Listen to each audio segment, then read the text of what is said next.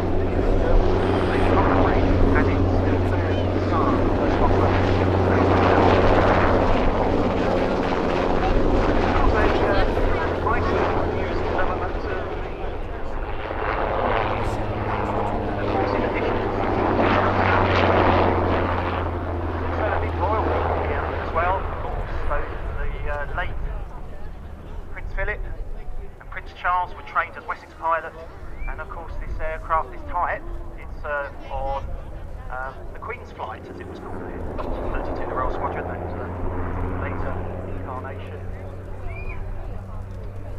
They were modified. I think the interior was a little bit lush. It was ordered first by the Royal Navy as far as the British services were concerned, the HAS-1 anti-submarine platform.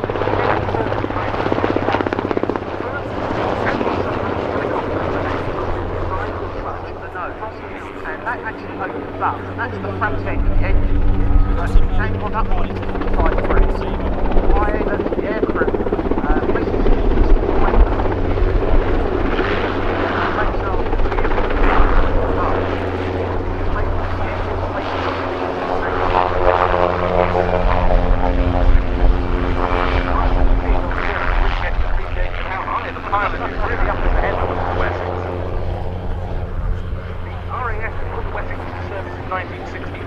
and they operated worldwide for the UK and Allied forces. They served for 10 years, and of course Wessex were the last British military aircraft to serve in Hong Kong, the 28th Squadron, up until back to China Control 1997. Belfast transport, depending on cargo airline, in 1982, so last month they returned Oliver in November 1983, so this airframe is a Falkland veteran, and of course a heavy lift Belfast. We have a Bex RAF Belfast here. We do in the museum.